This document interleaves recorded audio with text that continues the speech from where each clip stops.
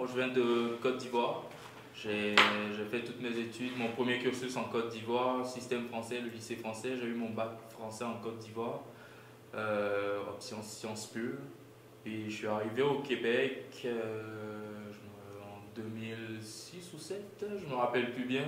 Je suis rentré à l'Université de Montréal, j'ai fait mon bac en économie à l'Université de Montréal. Par la suite, j'ai fait un an à McGill pour parfaire mon anglais, parce que je trouvais que c'était quelque chose dont on avait besoin dans le métier d'économiste. Par la suite, je suis rentré à l'Université Sherbrooke dans le régime coop pour faire ma maîtrise en économie. Et puis, c'est dans le cadre du régime coop que j'ai eu un stage au ministère des Finances, et puis l'aventure a commencé comme ça. Les économistes, pour être honnête, je vais vous dire, il y en a plusieurs là, mais je n'ai pas vraiment de modèle. Là, je suis arrivé en sciences économiques un peu sur le tas. Je suis arrivé en sciences économiques parce que au début, quand je finis mon lycée, au lycée j'étais bon en sciences pures, en maths et en sciences physiques. Que quand je suis arrivé, je me dirigeais normalement vers une formation en physique pure. Puis là après, avec un ami qui était en sciences économiques, je lisais ses bouquins, ils m'en parlaient, et puis là, ah ouais, ça a l'air quand même cool, parce que là, il parlait de choses qui touchaient vraiment, c'est de grands enjeux économiques et tout, avec des ramifications avec la politique et tout. Je dis, bon, ça peut être quelque chose d'intéressant, je pourrais l'essayer. Fait que je suis rentré là-dedans en économie comme ça. Et puis, pendant mes études, je le voyais, on touchait différents dossiers, on utilisait aussi quand même des maths. C'est pas c'est des maths quand même d'un bon niveau.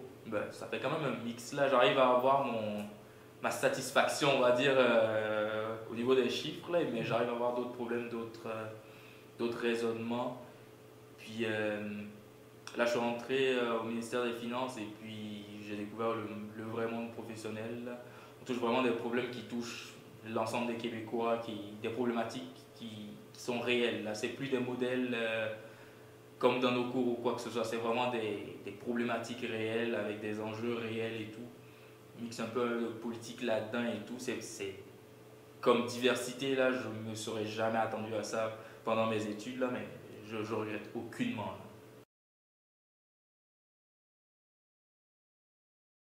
Si moi je prends mon expérience, je pourrais rapporter que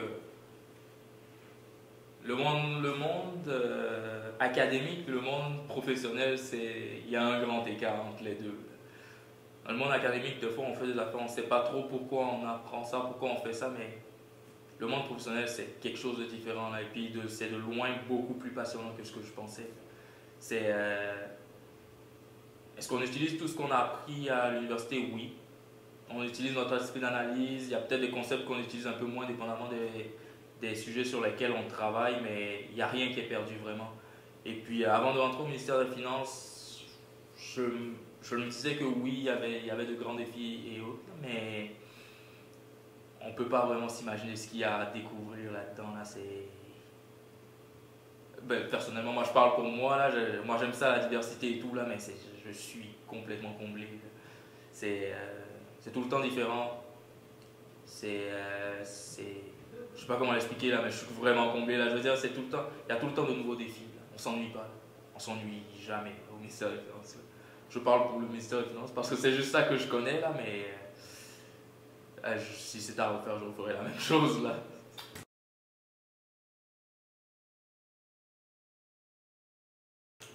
Moi, je n'ai pas une grosse expérience. Je travaille depuis 2 ans là, mais si je regarde mon expérience au ministère des Finances ici, je vais parler par rapport à ce que je connais. Je pense ici ça prend énormément de flexibilité. Il faut être, je veux dire, de flexibilité mentale. Là. Il faut être capable de changer de sujet, il faut être capable de s'adapter.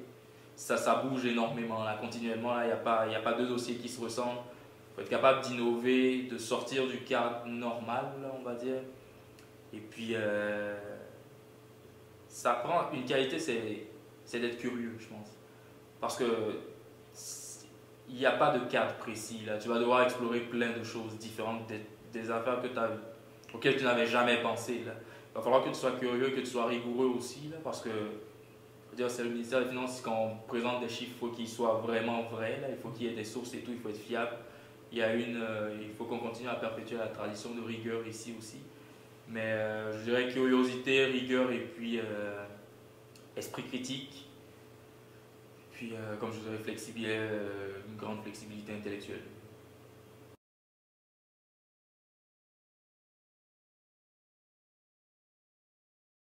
une bonne question. Je pense que les gens oublient souvent qu'un économiste, au fond, on se base sur des hypothèses. C'est sûr qu'en changeant des hypothèses, on peut arriver à un résultat différent. On essaie de... On crée un modèle, on essaie de trouver des hypothèses les plus réalistes et puis on essaie de les mettre en application avec celles qui auront le moins d'impact négatif, mettons, pour la population et tout.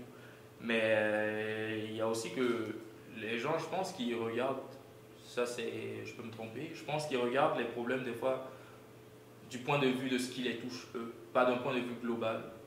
C'est sûr que si je fais une politique, ça te touche toi, ça t'impacte négativement, oui, tu vas le focuser sur toi, mais globalement, pour l'ensemble de la société, est-ce que l'ensemble de la société retire un plus à ce qu'on fait?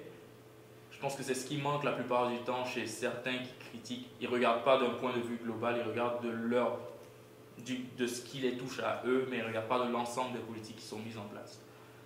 Ça, c'est ce que je pense. Là, et puis je pense que la réputation des économistes, c'est... Ben, ils sont malmenés pas mal ces derniers temps, mais je veux dire, la prévision, c'est... On essaie de faire de la prévision, ben, on fait de la prévision, on essaie de rendre les prévisions les plus proches de la réalité qu'on peut, mais il y a aussi le facteur d'incertitude qu'on ne contrôle pas. On fait de notre mieux.